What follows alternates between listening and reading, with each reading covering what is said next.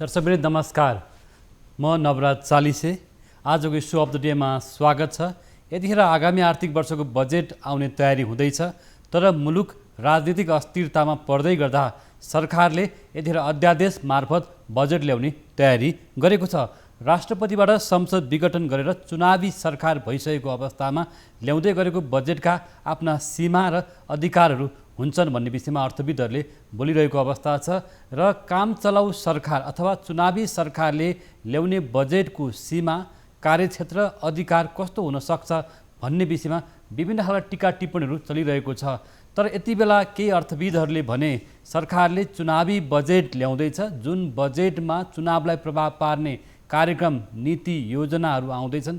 कर्मचारीको तलब बढ्दैछ र त्यसैगरी सामाजिक सुरक्षा भत्ताहरू बढाउने भनेर प्रधानमन्त्री स्वयंले भनिसक्नु भएको छ। भन्दै गर्दा हाम्रा स्रोत साधनहरू सीमित छन्, तर सरकारले वितरणमुखी लोकप्रिय कार्यक्रम बजेटमा ल्याउँदैछ र संसद नभएको अवस्थामा ल्याउँदै गरेको बजेटले कसरी यस्ता खालका कार्यक्रमहरू ल्याउन सक्छन्, यी कार्यक्रमहरू संसदबाट अनुमोदन हुन सक्छ कि सक्दैन भन्ने विषय पनि उठिरहेको छ। र यतिखेर प्रधानमन्त्री केपी शर्मा ओलीले बजेटले आफ्ना कार्यक्रम, नीति, योजनाहरू ल्याउन सक्छ भन्ने कुरा बताइसक्नु भएको छ र अर्थविदहरूले आफ्नो खालको टीका टिप्पणीहरू अभिव्यक्त गरिरहेको अवस्था छ।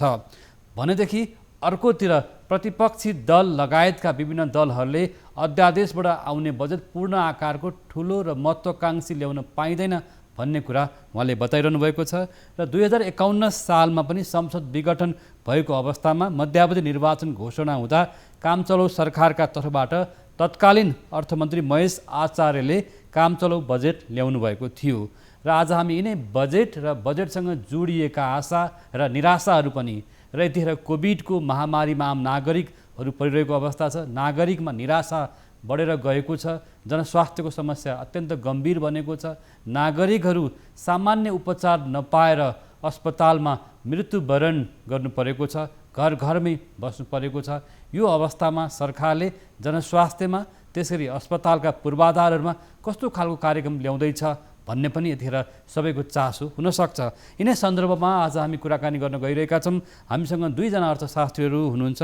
आज हामीसँग डाक्टर डिलीराज खनाल र त्यसैगरी प्राध्यापक डाक्टर पुष्कर बजाचार्य हुनुहुन्छ। म यहाँहरूलाई स्वागत गर्दछु। सबभन्दा अगाडि म कुराकानीको सुरुवात गरौँ डाक्टर डिलीराज खनाल सरबाट कि यहाँ लामो समयदेखि मुलुकको अर्थविद अथवा अर्थक्षेत्र नजिकबाट निहाल्दै आउनुभएको छ, बजेटलाई पनि नजिकबाट हेर्दै आउनुभएको छ। आउँदै गरेको बजेटप्रति तपाईँहरूको सुझाव, सल्लाह कस्तो खालको छ सर? हामीसँग डाक्टर डिलराज खनाल र प्राध्यापक डाक्टर पुष्कर बजाचार्य जोडिनु भएको छ। म सबभन्दा अगाडि भनाइ चाहिँ जोड्न चाहन्छु डाक्टर डिलराज खनाल सरबाट। अब मुलुकमा अहिले चाहिँ नि एक प्रकारले असामान्य र असाधारण अवस्था छ। हामी कोभिड महामारीको कारण ठुलो सङ्कटमा छौँ। यो स्वास्थ्य सङ्कट मात्रै छैन, स्वास्थ्य सङ्कटले चाहिँ सिर्जना गरेको तपाईँको चाहिँ नि श्रम गर्ने मानिसहरूको लागि, त्यसपछि अहिले ज्यादै जोखिममा बाँच्ने वर्गहरूको लागि र सँगै अर्थतन्त्रमा पनि साना उद्योग व्यवसायदेखि लिएर पर्यटन क्षेत्र र अरू तमाम क्षेत्रहरू चाहिँ अलिकति अर्थतन्त्रले लय समात्ने बेलामा फेरि यो कोभिडका कारणले, यो महामारीका कारणले गर्दाखेरि थप प्रतिकूलतातर्फ, थप सङ्कटतर्फ गएको हुनाले पनि अहिले सबभन्दा बजेटले चाहिँ नि ध्यान दिनुपर्ने पक्ष चाहिँ के हो भनेदेखि यो कोभिडलाई कसरी नियन्त्रण गर्ने, कसरी छिटोभन्दा छिटो तपाईँको यो भ्याक्सिन आम जनतालाई, जसलाई भ्याक्सिन उपलब्ध गराउनु पर्ने उपलब्ध गराएर भ्याक्सिन दिने र सँगै अझ यससँग जोडेर के हो भनेदेखि मुलुकमा अब यो ढङ्गले यसरी महामारीबाट वा अरू प्रकारले चाहिँ आम जनता अनाथमा चाहिँ नमरुन्, उनीहरूले मृत्युवरण गर्न नपरोस् भन्ने हिसाबले अलिकति मध्य र दीर्घकालीन हिसाबले पनि स्वास्थ्य क्षेत्रमा एउटा स्वास्थ्य सुरक्षाको एउटा प्रत्याभूत गर्नेतिर सबभन्दा पहिलो जोड बजेटको हुनुपर्छ भन्ने मलाई लाग्छ। जस्तो यहाँले भन्नुभयो स्वास्थ्य सुरक्षालाई प्रत्याभूति गर्ने भने कस्तो खालको प्रादेशिक तहमा अस्पताल विस्तार गर्ने कि 2-3 किसिमबाट चाहिँ जानुपर्ने भयो भन्ने मलाई लाग्छ। पहिलो कुरा त के हो भने तात्कालिक रूपमा सबभन्दा ठुलो कुरा त के हो भने यो जसरी सङ्क्रमण फैलिरहेको छ, अझ त्योभन्दा पनि पहिलो लहरमा भन्दा पनि यसमा जुन डरलाग्दो हिसाबले चाहिँ फैलिरहेको छ, यसलाई तत्कालै छिटोभन्दा छिटो कसरी नियन्त्रण गर्ने भन्नेतर्फ पनि बजेटले चाहिँ नि स्रोतको हिसाबले साधनको हिसाबले ध्यान दिनुपर्नेछ। र त्यसैसँग जोडेर अघि मैले भने जस्तो भ्याक्सिन चाहिँ तुरुन्तै जति सक्यो छिटो आम जनतालाई उपलब्ध गराउने गर्नुपर्ने खाँचो छ। र त्यसैसँग मैले जोडेको कुरा के हो भन्नुहुन्छ भने विश्वव्यापी अनुभव, नेपालको आफ्नो अनुभवले पनि के देखियो भने जुन विकासको बाटोमा हामी हिँडेका थियौँ र त्यो प्रकारान्तरले तपाईँको चाहिँ यद्यपि तपाईँको अहिलेको पछिल्लो कालमा नयाँ संविधान बनिसकेपछि अलिकति समाजवाद उन्मुख भन्नाले हाम्रो राज्यको भूमिका अनि बजारको भूमिका त्यसलाई अलिकति सन्तुलित गराउने ढङ्गले अगाडि बढ्न खोजेका छौँ। तर पनि मूलतः के भयो भन्नुहुन्छ भने लोककल्याणकारी राज्यको भूमिकालाई तपाईँको अलिकति उपेक्षा गर्ने कारणले गर्दाखेरि पनि तपाईँको स्वास्थ्य क्षेत्र धेरै उपेक्षित भएर गयो। त्यसो भएको हुनाले भोलिका दिनमा के हो भन्नुहुन्छ भने हस्पिटलको कुरा, चाहिने उच्च जनशक्तिको कुरा, त्यसपछि औषधिको कुरा र आम रूपमा रोग लागेपछि त्यो रोग निदान हुने कुरा र अझ रोगबाट प्रिभेन्सन गर्ने कुरालाई र आम जनतामा स्वास्थ्यको पहुँच बढाउने हिसाबले तपाईँको संस्थागत पूर्वाधार र अरू प्रकारका सुधारहरूलाई पनि एकैचोटि अगाडि बढाउनुपर्छ भनेर मैले भन्न खोजेँ हो। हजुर खनाल सर, हामीसँगै रहनुहोला। आज हामी विशेष गरी तपाईँहरूको विषयमा, तपाईँहरू अर्थविद हुनुहुन्छ लामो समयदेखि, यहाँहरूको एउटा सुझाव, प्रतिक्रिया र अहिलेको अर्थतन्त्रलाई कुन रूपमा हामी जाँदैछौँ र यहाँहरूको सुझावले कमसेकम नीति निर्माणको तहमा नि केही सहयोग पुगोस् र नागरिकहरूको पनि, जो नागरिकहरू निकै प्रभावित छन्, श्रमिक मजदुरहरू निकै मर्कामा परेको अवस्था छ, त्यस्ता वर्गलाई राहतको कार्यमा आउन आवश्यक छ। विपन्न वर्ग, एउटा आम वर्गलाई झन् बढी समस्या छ, स्वास्थ्य उपचार नपाएको अवस्था छ, यहाँले भनिहाल्नुभयो। म यही विषयमा फेरि पनि जोड्न चाहन्छु प्राध्यापक डाक्टर पुष्कर बजाचार्य सर कि यहाँहरू लामो समयदेखि मुलुकको अर्थतन्त्रलाई निहालिरहनु भएको छ विभिन्न कोणबाट र आउँदै गरेको बजेटको विषयमा तपाईँहरूको सुझाव, सल्लाह, प्रतिक्रिया के छ कि यति बेला अध्यादेशबाट आउँदै गरेको बजेटका विभिन्न खालको आकलनहरू हुन थालेको छ, यो बजेटको सीमाहरू के हुन सक्छन् कि बजेटमा कर्मचारीको तलब, सेवा, सुविधा लगायतका कुराहरू उठिरहेको छ भने हाम्रो अर्थतन्त्रले धान्न सक्ने अवस्था के हो चाहिँ यहाँले कसरी हेर्नुभएको छ आगामी बजेटलाई सर? धन्यवाद नवराजी, अत्यन्त महत्त्वपूर्ण प्रश्न र बहस दुईटै हो। हजुर सर, अब बजेटको कुरा गर्दा पहिला बजेटको कुरा गरौँ। सबभन्दा पहिला यो चाहिँ साधारण स्थिति भएन। एउटा त हाम्रो डाक्टर खनालले भने जस्तै स्वास्थ्यको स्थितिले असाध्यै आक्रान्त भएको, महामारी नै व्याप्त भएको अवस्था छ। दोस्रो, यो महामारीबाट चाहिँ आर्थिक अवस्था उकास्ने राष्ट्रले भ्याउनु परेको सानादेखि लिएर उद्योग, व्यवसायी, खेती, कृषि जम्मै जसो आर्थिक क्षेत्रमा तहस नहस पारेको छ, असर पारेको छ, पर्यटन व्यवसाय त मैमा लगायत, त्यसलाई चाहिँ टेवा पुर्याउने कामको एउटा जरुरी छ भने अर्कोतिर चाहिँ चुनाव घोषणा भइसकेको छ र त्यसैले गर्दाखेरि यो चुनावको चाहिँ घोषणा भइसकेपछिको बजेट अहिले चाहिँ आउँदैछ। त्यसैले गर्दाखेरि हामीले यसमा चाहिँ ध्यान दिनुपर्ने धेरै पक्षहरू छ। सबभन्दा पहिला त अब बजेटको प्राथमिकता भन्दा बजेट चाहिँ अब यो चुनावी सरकार, काम चलाउ सरकार, चुनाव घोषणा भइसकेपछि आइरहेको बजेट भएको हुनाले सबैभन्दा पहिला हामीले हेर्नुपर्ने के हो भन्दाखेरि यो चाहिँ नि यसले चुनावलाई चाहिँ असर हुने किसिमबाट चाहिँ बजेट आउनु भएन। यसको मतलब चाहिँ नेपालमा अहिले जुन चाहिँ खालका अहिलेसम्म हामीले सुनिरहेका कुराहरू छन् कि कर्मचारीको तलब अथवा चाहिँ नि लोक कल्याणकारी क्षेत्रमा चाहिँ अलि बढ्ता सुविधा भत्ताहरू दिने अथवा चाहिँ नि अन्य विकासका कामहरू गर्ने भन्नेमा यही वर्ष आर्थिक वर्षमा चाहिँ सम्भव छ ती कुराहरू। तर चुनावबाट आएर बहुमत प्राप्त अथवा सरकारले त्यो चाहिँ गर्न पाउँछ।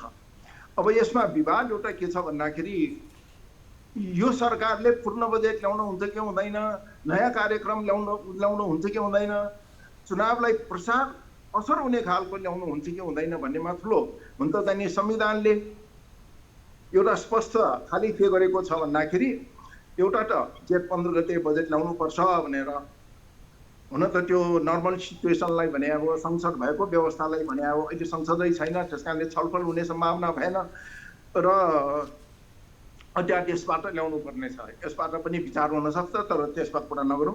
दोस्रो चाहिँ नि अब अध्यादेशबाट ल्याउने त्यसैले गर्दाखेरि चुनावलाई चाहिँ नि तर प्रभावित पार्न हुन्न भन्ने खालको इङ्गित चाहिँ नि यो संविधानमा छ। र त्यो संविधानमा मात्रै होइन, हुन त नेपालमा बहस गर्ने बेला जुन बेला जसलाई फाइदा पर्यो त्यही अनुसार, जस्तै संसदीय व्यवस्थाको भएको हुनाले त्यसको जम्मै नर्म्स र भ्यालु लागू हुने जस्तो कहिले व्याख्या गर्छौँ, कहिले यो हाम्रो संविधानमा त यस्तो को व्यवस्था छ भनेर गर्छन्।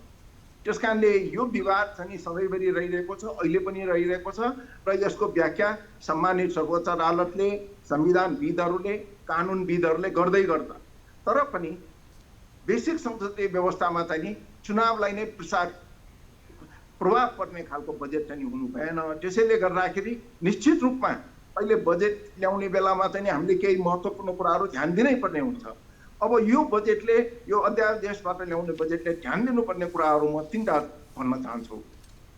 एउटा त अघि डाक्टर खनालले भनेको दोहोऱ्याउन चाहन्छु म छोटकरीमा मात्रै। अहिलेको पेन्डेमिकको अवस्थामा चाहिँ नि जुन प्रकारको चाहिँ नि आक्रान्त भएको छ, प्रभाव परेको छ, त्यसले गर्दा सबभन्दा पहिला त स्वास्थ्य सेवालाई चाहिँ नि उपलब्ध गराउने र स्वास्थ्य सेवाका सबै आयामहरू, चाहे अक्सिजन होस्, चाहे चाहिँ नि हस्पिटल बेडहरू होस्, भेन्टिलेटर सेवाहरू होस्, अथवा यो प्रकारको र जुन प्रकारबाट हामीले कल्पनै गर्न सकेनौँ र म्यानेज गर्न सकेनौँ, वास्तवमा चाहिँ नि गत वर्ष भइसकेको हुनाले यसबारे अलिकति सोच्न सकिनु पर्थ्यो, यसको अलिकति दूरगामी प्रभावहरू सोच्न सकिनु पर्थ्यो। तर अब जेसकै भए पनि ती कुराहरू गरेर फाइदा छैन। सबभन्दा पहिला यो स्वास्थ्यमा ध्यान दिनु पर्यो। दोस्रो, भ्याक्सिनेसनमा त ध्यान दिनै पर्यो र त्यसको पनि हामीले दोस्रो डोज लगाउनको निमित्त चाहिँ प्रोभिजन नगरिकन अब अलमल्ल पारेका छौँ। त्यसले गर्दाखेरि यो पहिलो डोज लिनेले मात्रै पाउँछ भन्ने पनि बहस भएन। सकेसम्म सबैले चाहिँ पाउने गरेर चाहिँ ग्रेजुअल्ली यसलाई चाहिँ सुव्यवस्थित रूपमा हुनु पर्यो दोस्रो ध्यान। अनि तेस्रो ध्यान चाहिँ नि यो जुन प्रकारको चाहिँ हाम्रो चाहिँ अहिलेको चाहिँ अर्थव्यवस्था छ त्यसलाई निश्चित रूपमा चाहिँ केही चाहिँ यसलाई सहयोग पुर्याउनु पर्ने, यसका बेसिक उद्देश्यहरूलाई, मतलब यहाँका चाहिँ साना मझौला उद्योगहरू होस्, पर्यटन व्यवसाय होस्, यातायातका व्यवसाय होस्, मतलब अधिकांश व्यवसायहरू चाहिँ छताछुल्ल भएका छन् र तिनीहरूलाई कमसे कम चाहिँ रिभाइभ हुन सकोस्, आफ्नो खुट्टामा चाहिँ नमरोस् तिनीहरू। हाम्रो व्यक्तिगत रूपमा चाहिँ मात्रै चाहिँ यो नोक्सानी भइरहेको छैन, यहाँ मानवीय क्षति मात्रै भइरहेको छैन, यो आर्थिक रूपमा यी विभिन्न अङ्गहरू पनि क्षतिहरू कम हुने काम सुरु भइसकेका छन्। तिनीहरूलाई रोक्ने, तिनीहरूलाई बढावा दिने, तिनीहरूलाई एउटा सेफ्टी गार्ड बनाउने खालको चाहिँ ध्यान चाहिँ निश्चित रूपमा यो अध्यादेशकै बजेटभित्र आउनु पर्दछ। र चौथो कुरा हामीले चाहिँ ध्यान दिनुपर्ने एउटा के छ भने हाम्रो चाहिँ राजस्व कति हुने हो त। जस्तै गत वर्ष चाहिँ नि करिब 900 अरब जतिको राजस्व हुने अनुमान थियो भने यो वर्ष चाहिँ नि यस्तै खालको चाहिँ परिस्थिति भयो भने त्यही 900 देखि 950 भन्दा बढ्ता अरब हुनेवाला छैन। र हामीले त्यसको आधारमा चाहिँ नि पब्लिक डेट लिन सक्ने क्षमता, अन्तर्राष्ट्रिय स्रोतहरू परिचालन गर्ने क्षमता निश्चित रूपमा पनि सीमित छन्। त्यसैले गर्दाखेरि यसलाई पनि ध्यानमा पुर्याएर गर्नुपर्ने हुन्छ। त्यसैले गर्दाखेरि यसले चाहिँ नि इमिडिएट एटेन्सन पुर्याउनु पर्ने कुरामा ध्यान दिनु पर्यो। मिड टर्म एक्सपेन्डिचर फ्रेमवर्कले दिएको कुराहरूलाई हामी यो चुनावी सरकारले गरेको भन्न मिल्दैन, ती कुराहरूलाई चाहिँ समेट्नु पर्यो र इकोनोमीलाई मोटिभेट गर्ने, रिइनर्जाइज गर्ने, रिडिरेक्ट गर्ने पार्टलाई पनि यो चाहिँ नि अध्यादेशकै बजेटमा समेट्न सक्छ। बाँकी कुराहरू भने भोलि पनि हुन सक्छन् र एउटा चुनावले पछि आएको सरकारले चाहिँ ती कुराहरू यही आर्थिक वर्षदेखि, यही श्रावण महिनादेखि लागू हुने गरेर ती कुराहरू गर्न सक्दछन्। त्यसैले गर्दाखेरि चाहे त्यो तलबको कुराहरू हुन्, सामाजिक सुरक्षा भत्ताका कुराहरू हुन्, अन्य लोक कल्याणकारी कुराहरू हुन्, नेपालमा गर्नुपर्ने बाँकी धेरै नै छ। मैले त सबभन्दा बढी चाहिँ नि यो रोजगारी सिर्जनामा अब असाध्यै छिटो र महत्त्वपूर्ण ध्यान चाहिँ दिनुपर्छ भन्ने मेरो आर्गुमेन्ट रहेको छ। ती जम्मै कुराहरू महत्त्वपूर्ण हुन्, तर चुनावलाई प्रभावित हुने गरेर त्यस्तो खालको त संसारमै कतै चाहिँ आलौ हुँदैन। त्यसैले गर्दाखेरि हामी संसारमा एकातिर जाओस् तर हामी नेपालमा अर्कैतिर जान्छौँ भन्ने खालको बहस त नहोला।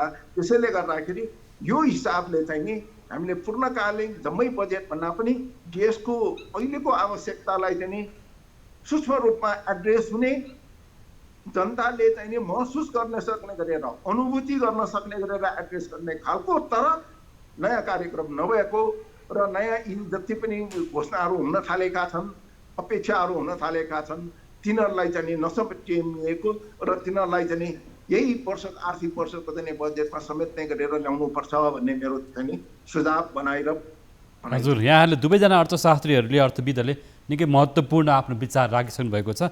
अब म फेरि जोड्न चाहन्छु डाक्टर खनालतर्फ कि यतिखेर यहाँहरूले आफ्नो खालको आकलन त गरिसक्नु भएको छ, तर सरकारको तयारी भनेदेखि अलिकति महत्त्वाकांक्षी कार्यक्रम लिएर आउने, अलिकति कर्मचारीलाई पनि खुसी बनाउने र त्यसैले सुरक्षा भत्ताहरू अलि बढी बाँड्ने भन्ने खालको कुराहरू बाहिर आएका छन् र पूर्व अर्थमन्त्रीहरूको भनाइलाई हामीले सरसर्ती केलाउने हो भने चाहिँ उहाँहरू भन्दै हुनुहुन्छ, सबै पार्टीका पूर्व अर्थमन्त्रीहरूले चाहिँ यो काम चलाउ सरकार भएको हुनाले अध्यादेश मार्फत ठुलो आकारको, पूर्ण आकारको र उत्ताउलो उहाँहरूको भाषा मैले यहाँ उल्लेख गरेको कि उहाँहरूको भाषामा महत्त्वाकांक्षी बजेट ल्याउन पाइँदैन चाहिँ भन्दै हुनुहुन्छ भने अब कस्तो खालको बजेट ल्याए चाहिँ जनताको लागि न्याय हुन्छ यति बेला चाहिँ भन्ने लाग्छ यहाँलाई डाक्टर खनाल?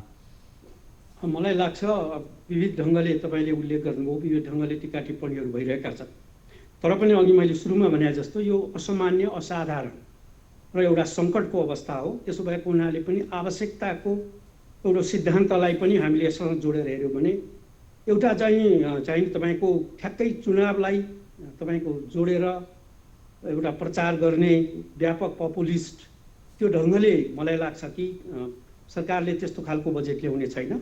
तर पनि मैले अघि भने जस्तो एउटा आवश्यकताको हिसाबले अघि हामीले चाहिँ अलिकति चर्चा गऱ्यौँ कि तपाईँको चाहिँ सबभन्दा चाहिँ यो स्वास्थ्यको कुरा, त्यसपछि जनतालाई राहत दिने कुरा, अनि त्यसपछि जो श्रम गरेर खाने मान्छेहरू छन् तिनीहरूलाई चाहिँ तपाईँको चाहिँ साँझ बिहान खाने समस्याको सम्बोधन र त्यसभित्र अझ रोजगारी सिर्जना गर्ने कुरा र अर्थतन्त्रलाई उकास्ने कुरालाई चाहिँ ध्यान दिनुपर्ने हुन्छ। र त्यो क्रममा मलाई के लाग्छ भने हाम्रो विश्वव्यापी अनुभव, नेपालको आफ्नै अनुभवले पनि के देखियो भने अलिकति मैले अघि सुरुमै चाहिँ सङ्केत गर्दै थिएँ, तपाईँले चाहिँ लोक कल्याणकारी राज्यको परिपाटीलाई पूर्ण उपेक्षा गर्ने, सबै कुरा बजारले चाहिँ ठिकठाक गर्छ भन्ने मान्यतालाई यदि तपाईँले चाहिँ उच्च प्राथमिकता दिनुभयो भने त्यसले यस्तो प्रकारको ठुलो सङ्कट आउँदो रहेछ, स्वास्थ्यकोमा ठुलो सङ्कट आउँदो रहेछ, त्यसले सबैतिर चाहिँ सङ्कट चाहिँ फैलिँदो रहेछ भन्ने कुरा देखिएको हुनाले पनि हामीले अहिले आएर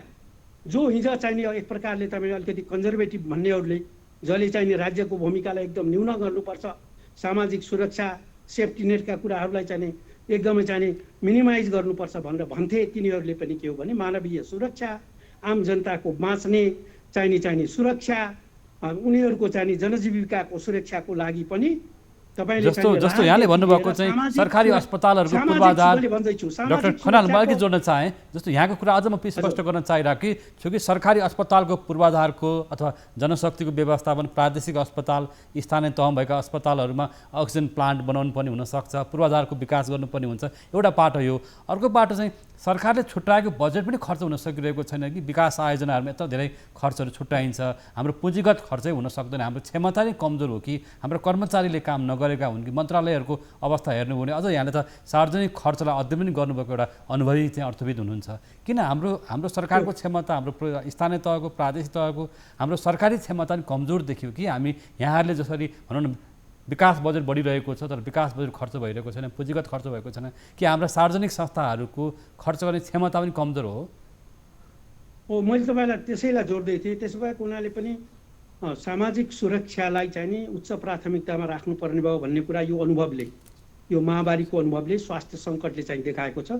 त्यसो भएको हुनाले पनि हामीले अहिलेको यो विशिष्ट स्थितिमा यदि सरकारले चाहिँ सामाजिक सुरक्षाको कार्यक्रमलाई अलिकति विस्तार गर्यो भने पनि त्यही ढङ्गले आवश्यकता खाँचोको हिसाबले चाहिँ हेर्नुपर्छ भन्ने मलाई लाग्छ। अनि जहाँसम्म तपाईँले यहाँ चाहिँ मलाई अलिकति आयोगसँग पनि सम्बन्धित रहेर कुरा जोड्न खोज्नुभयो, मलाई लाग्छ कि अघि डाक्टर पुष्करजीले भने जस्तो अब इकोनोमीलाई रिभाइभ गर्ने हिसाबले पनि हाम्रा जुन अनगोइङ प्रोग्रामहरू छन् तिनीहरूमा चाहिँ व्यापक रूपमा पुनर्संरचना र पुनर्सङ्गठन गर्नुपर्ने खाँचो र आवश्यकता छ।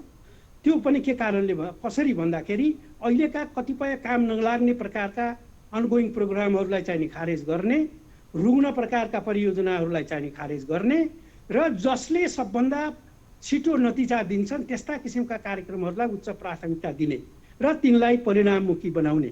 यसो गर्दाखेरि जुन किसिमको थप रकमको हामीलाई आवश्यकता र खाँचो छ एकापट्टि, अर्कोतिर राजस्व चाहिँ उठ्ने कुरामा चाहिँ जुन सङ्कुचनको जुन किसिमको खतरा छ त्यसलाई समेत मध्यनजर गरेर यताबाट व्यापक रूपमा खर्च कटौती गरेर चाहिँ रकम उकास्ने एउटा पाटो, अर्कोतिर अनगोइङ प्रोग्रामलाई अघि मैले भने जस्तो पुनर्संरचना गरेर तिनलाई परिणाममुखी नतिजामुखी बनाउने। त्यो गर्नको निम्ति के गर्नु पर्यो भने अहिलेको खर्च गर्ने जुन किसिमको परिपाटी छ त्यो खर्च पनि कस्तो भन्नुहुन्छ भने वर्षको अन्तिममा खर्च गर्ने, टेन्डर पनि टाइममा नगर्ने, रकमान्तर गर्ने, अनि स्रोत सुनिश्चितता भनेर बजेटमा राख्दै नराखेका कुराहरू पनि चाहिँ बिचमा चाहिँ परियोजनाहरू भनेर चाहिँ थप्ने यस र अनि त्यो वित्तीय वा भुक्तानी प्रणालीमा पनि जुन किसिमका समस्याहरू देखिएका छन् ती समस्याहरूलाई चाहिँ आधारभूत रूपमै सुधार र परिवर्तन गरेर चाहिँ यो महामारीको बेलामा चाहिँ एउटा ठोस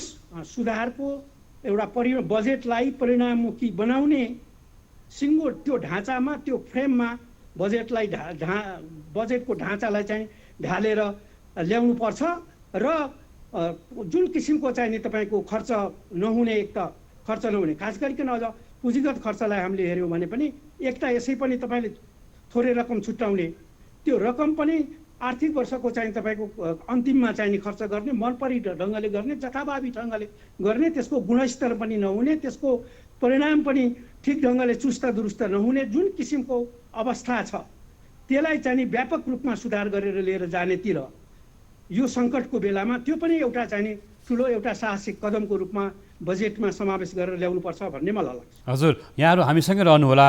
दर्शकवृन्द, हामी यतिखेर आजको इस्यु अफ द डेमा आगामी आर्थिक वर्षको बजेट कस्तो आउँदैछ त्यो बजेटसँग जोडिएका अन्तरङ्ग प्रश्नहरूको बारेमा अर्थविदहरूसँग कुराकानी गरिरहेका छौँ। हामीसँग अर्थविद डाक्टर दिलराज खनाल र प्राध्यापक डाक्टर पुष्कर बजाचार्य हुनुहुन्छ। पालो भएको छ ब्रेकको।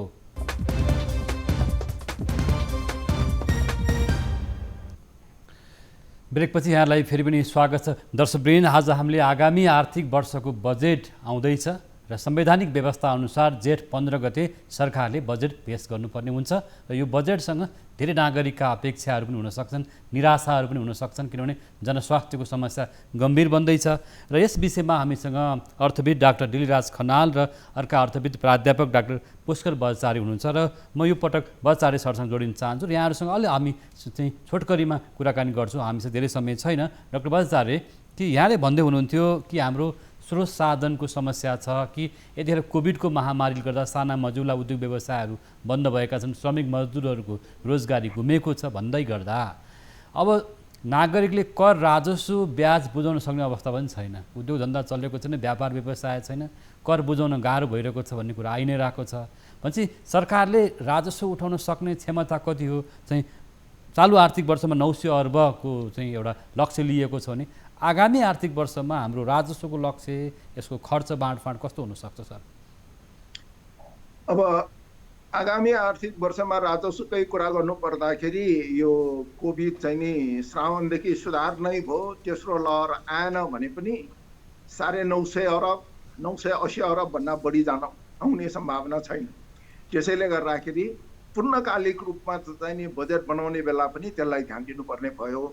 त्यसैले खर्चमा चाहिँ नि अघि तपाईँले कुरा गर्दै हुनुहुन्छ सिस्टमको मात्रै, म दुईटा कुरा थप्न चाहन्छु त्यसमा। हुन त त्यसबारे छुट्टै बहसको आवश्यकता होला।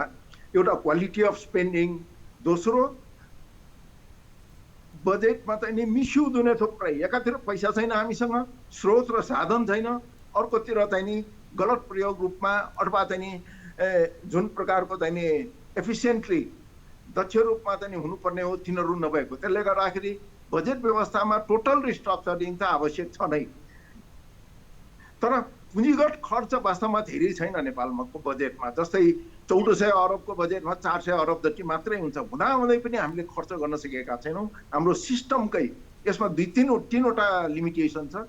एउटा सिस्टमको कमजोरी छ, सिस्टमलाई सघाउने ऐन नियम, चाहे त्यो प्रोक्योरमेन्ट एक्ट होला, अन्य ऐन नियम होला, त्यसको समस्या छ, अनि स्ट्रक्चरकै समस्या छ, हाम्रो ह्युमन इफिसियन्सीकै समस्या छ। त्यसले गर्दाखेरि यिनीहरूलाई त सुधार गर्नै पर्यो, ती कुराहरूमा पनि ध्यान दिनु पर्यो। त्यसैले बजेटको आकार मात्रै बढाउने कुराहरू होइन। बजाचार्य सर, म एउटा कुरा जोड्न चाहेँ यहाँलाई कि हिजो मात्रै पनि हामीले पूर्व अर्थमन्त्री वर्षमान पुनसँग पनि यही कार्यक्रम अन्तर्क्रिया गरेका थियौँ। उहाँले के भन्दै हुनुहुन्थ्यो भने उहाँले कार्यक्रममै बोल्नु भएको हो कि सरकारले केही व्यापारिक समूहलाई, केही व्यक्तिलाई, केही व्यापारिक घरानीलाईको उहाँहरूको स्वार्थको पूर्ति गर्नको लागि केही चाहिँ करमा हेरफेर गर्दैछ, कर बढाउने घटाउने काम पनि हुँदैछ भन्दै गर्दा राजस्व प्रभावित पार्ने र त्यसले त्यो खर्च चुनावमा प्रयोग गर्ने भन्ने उहाँको चाहिँ यो खालको टिप्पणी आइरहेको छ। यो विषय चाहिँ के हो? वास्तवमा चुनावी सरकारले करमा हेरफेर गर्न सक्छ कि सक्दैन? कर घटाउने बढाउने अथवा केही मेरो चिन्ता कमेन्ट एकदम क्विकली भनिहालौँ। एक त चुनावी सरकारले यो गर्न पाइएन। मैले अघि नै एकातिर खर्च पनि वितरणमुखी बजेट र खर्चका शीर्षकहरू राख्नु भएन, नयाँ शीर्षकहरूमा आउनु भएन, करै पनि कसैलाई फेसिलिटेट हुन त यो एन्टायर ट्याक्सेसन सिस्टम नै यो टोटल इकोनोमीलाई एड्रेस गरेर हुनुपर्छ। कुनै एउटा व्यक्ति विशेष, कुनै एउटा चाहिने ग्रुप अफ ट्रेडर्स विशेष, कुनै वस्तु विशेषलाई निड गरेर गर्न पाइएन। त्यो त नर्मल अवस्थामा पनि पाइएन। अहिलेको त विशेष परिस्थिति भएको हुनाले त्यो त गर्न नै पाइएन र त्यसैले गर्दाखेरि बरु तपाईँले अर्को एउटा चाहिँ ध्यान दिनुपर्ने कुरा चाहिँ जुन कि यो अध्ययन यसले नै ल्याउँदै पनि ध्यान दिनुपर्ने कुरा राहतको कुरा चाहिँ हो। गत वर्ष चाहिँ नि राहतै राहत चाहिँ पुर्याउन सकेनौँ हामीले। 50 अरबको अनेक विनियोजन गऱ्यौँ, त्यो केही मिनिङले जम्मा 49 करोड रुपियाँको चाहिँ हामीले वितरण गऱ्यौँ। त्यो भनेको चाहिँ नि 1% को पनि वितरण गर्न सकेनौँ। त्यसले हाम्रो दक्षता देखाइहाल्यो। तर वास्तवमा चाहिँ नि जम्मै सेक्टर अफ इकोनोमीमा स्मल र मिडियममा असाध्यै धेरै प्रभाव परेको छ। त्यस कारणले दुई प्रकारको राहत चाहिँ नि त्यहाँ हुनुपर्छ भनेको। एक प्रकारको राहत त पुरै हो, त्यो हो ब्याङ्कलाई तिर्नुपर्ने बेसामा र ब्याजको समय चाहिँ नि बढाइयो। त्यो एउटा फाइदा भयो। अहिले पनि त्यो थप समय बढाउनु पर्ने आवश्यकता एकातिर हुन्छ भने अर्कोतिर ब्याजको दरमै केही छुट निश्चित रूपमा पनि आवश्यकता छ र यसमा त्यो चाहिँ नि विशेष गरेर सबभन्दा सानोलाई अलि धेरै, बिचकोलाई ठिकठिकै र ठुलोलाई बरु छुटै नदिए पनि हुन्छ अथवा थोरै छुट दिने खालको एकदमै प्रोग्रेसिभ सिस्टम खालको चाहिँ छुट दिनको लागि पनि यसले राहतको व्यवस्था चाहिँ गर्नुपर्ने हुन्छ। त्यसले गर्दाखेरि अहिलेको मैले अघि नै भने यो पेन्डेमिकको हेल्थलाई मात्रै ध्यान दिने होइन, इकोनोमीलाई सुधार गर्नेतर्फ पनि ध्यान दिनुपर्छ र इकोनोमीलाई सुधार गर्ने भने नै यही हो, मर्न लागेकोलाई बाँच्न दिने। दोस्रो चाहिँ नि तिनीहरूलाई चाहिँ राहत र सेफ्टी दिने। अरू अब त कर्मचारीलाई पनि तलब भत्ता पनि बढाउनु पर्ने होला, सामाजिक सुरक्षा पनि बढाउनु पर्ने होला, तर तिनीहरू चाहिँ पूर्ण चाहिँ नि सरकारले गरे भइहाल्यो नि। यही आर्थिक वर्षमा सम्भव छ। त्यसैले गर्दाखेरि अहिलेको एक त बजेटको आकार नै सानो हुनु पर्यो, दोस्रो करमा खेलाञ्ची खेलबेल त हुनै नै पाइएन। संविधानको धारा 115 देखि 125 सम्म अलरेडी गाइडलाइन चाहिँ दिएको छ। त्यसले गर्दाखेरि त्यो भन्नुभन्दा पनि देश जनता अहिलेको समस्यालाई चाहिँ नि र वस्तुस्थितिलाई विश्लेषण गरेर काम गर्नुपर्ने हुन्छ।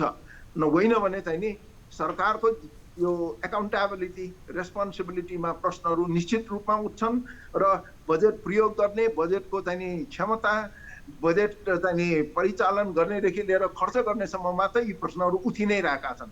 त्यसैले गर्दाखेरि हजुर खनाल सर, म अलिकति भोलिको दिनमा जोडिहाल्नु खनाल सर, स्पेन्डिङ र फजुल खर्च रोक्नेतर्फ पनि उत्तिकै ध्यान दिनुपर्छ भन्ने मेरो चाहिँ भनाइ। हजुर खनाल सर, अब यो राजस्वको स्रोतको बाँडफाँड हाम्रो क्षमता कस्तो छ? सरकारले कसरी राजस्व असुली गर्छ कि अहिले नागरिकहरू, आम नागरिक अथवा पेसाकर्मी अथवा उद्योगी व्यवसायहरूले पनि कर बुझाउन गाह्रो छ, कठिन छ, ब्याङ्कको ब्याज बुझाउन कठिन छ भन्दै गर्दा राजस्वको हाम्रो क्षमता कस्तो छ? हजुर तपाईँको राम्रोसँग सुनिएन। हजुर खनाल सर, मैले के सोचिरहेको छु भन्दाखेरि सरकारको राजस्वको असुलीको बारेमा भन्न खोज्नु भएको हो? हजुर हो सर। हो, ठिकै छ। मलाई लाग्छ के भने एक त बजेटलाई चाहिँ नि अलि यथार्थवादी वस्तुपरक बनाउनु पर्छ र अघि हामीले भनेको हिसाबले चाहिँ नि बजेटलाई चाहिँ परिणाममुखी बनाउनु पर्छ। तर जे भए पनि के हो भने जुन किसिमको आवश्यकता र खाँचो छ विभिन्न क्षेत्रमा, तपाईँको स्वास्थ्यदेखि लिएर अर्थतन्त्रलाई उकास्नुपर्ने, रोजगारी प्रवर्धन गर्नुपर्ने, जनतालाई राहत दिनुपर्ने, यी सबै कुराले गर्दाखेरि मलाई लाग्छ जस्तो अहिले साना मझौला व्यवसायहरू, उद्योग व्यवसाय, पर्यटन उद्योग, त्यसै गरी होइन र विभिन्न खालका मझौला उद्योगहरू चाहिँ बन्द भएका छन्, श्रमिक मजदुरहरू बेरोजगार भएका छन्। अपेक्षा र आशा गरौँ। हजुर, त्यसले चाहिँ तपाईँको मलाई लाग्छ अलि उच्च राजस्व सङ्कलनको, त्यसै गरिकन विदेशी सहायताको र सँगै चाहिँ नि एउटा न्यूनतम रूपमा आन्तरिक चाहिँ नि डेफिसिट फिनान्सिङ भन्नुहोस्, आन्तरिक ऋणको चाहिँ नि उठाउनु पर्ने खाँचो र आवश्यकतालाई चाहिँ नि यसले चाहिँ नि को कुरालाई चाहिँ नि इङ्गित गर्छ। तर पनि के हो भने जस्तो अघि डाक्टर पुष्करजीले पनि धेरै कुरा प्रकाश पारिसक्नु भएको छ कि राजस्व चाहिँ तपाईँले बढी सङ्कलन गर्ने भन्दा पनि कतिपय क्षेत्रमा चाहिँ आर्थिक क्रियाकलापहरू चाहिँ घट्ने कारणले, रोजगारी खुम्चिने कारणले, व्यापार व्यवसायहरूमा चाहिँ नि केही समयसम्म चाहिँ नि अरू सङ्कुचन आउने कारणले गर्दाखेरि राजस्वमा ज्यादै चुनौती छ। त्यसो भएको हुनाले पनि कसरी चाहिँ तपाईँको सुरक्षा कवचसहित चाहिँ आर्थिक क्रियाकलापहरूलाई, व्यापारिक क्रियाकलापहरूलाई, कारोबारहरूलाई, उत्पादनका क्षेत्रहरूलाई कसरी बढाउने भनेर चाहिँ समग्र रूपमा, समानान्तर रूपमा चाहिँ नि बजेटले चाहिँ ध्यान दिनुपर्छ। त्यसमा के हो भने एउटा पक्ष भनेको तपाईँको निजी लगानीलाई चाहिँ नि कसरी एक प्रकारले चाहिँ नि सुरक्षाको हिसाबले, इन्सेन्टिभको हिसाबले कसरी बढावा दिने, कसरी निजी क्षेत्रको लगानीलाई सुरक्षासहित चाहिँ उत्पादनशील क्षेत्रमा प्रवर्धन गर्न सकिन्छ र जसका कारणले सम्भावित खुम्चिने चाहिँ नि आर्थिक क्रियाकलापहरूलाई चाहिँ बढावा दिन सकिन्छ, जसका कारणले गर्दाखेरि तपाईँले राजस्व बढी परिचालन गर्नु सक्नुहुन्छ भन्नेतिर पहिलो ध्यान दिनु पर्यो। दोस्रो अझै पनि कतिपय के छ भन्नुहुन्छ भने तपाईँको भ्याटदेखि लिएर कतिपय चाहिने कारोबारहरूलाई अझै पनि तपाईँले ट्याक्सको नेटभित्र ल्याउन सक्नु भएको छैन। अहिले पनि हाम्रो चाहिने अनौपचारिक अर्थतन्त्र, अनौपचारिक चाहिने भन्नुहोस् न सबै अनौपचारिकरणको चाहिने एउटा बाहुल्यता अर्थतन्त्रमा भएको हुनाले पनि त्यसले प्रत्यक्ष वा परोक्ष रूपमा तपाईँको राजस्व सङ्कलनमा चाहिँ प्रतिकूल असर पारिरहेको छ।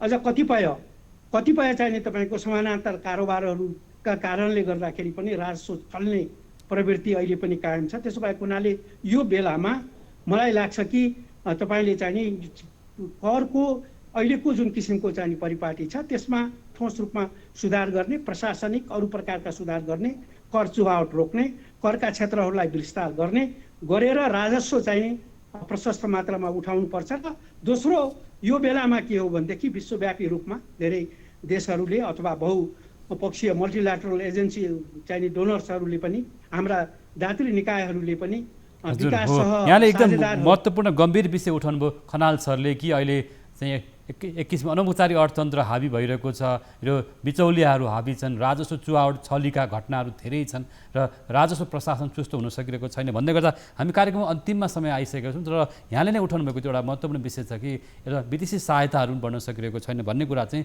म पुष्कर सरसँग राख्न चाहन्छु। अब हामी अन्तिममा छौँ सर, र हामीले यो चालु आर्थिक वर्षलाई केलाउँदा पनि सरकारको वैदेशिक सहायता खासै बढ्न सकेन, वैदेशिक अनुदानहरू बढ्न सकेन कि हाम्रो अन्तर्राष्ट्रिय सहयोगहरू घट्दै गएको अवस्था पनि देखियो। यो अवस्थालाई चाहिँ कसरी हेर्नुभएको छ कि हाम्रो अर्थमन्त्रीका कार्यक्रमहरूलाई विदेशी दादरी निकायहरूले कसरी हेरिरहेका छन्, उनीहरूले पत्याएनन् कि विश्वास नगरेको अवस्था हो कि के हो त? यो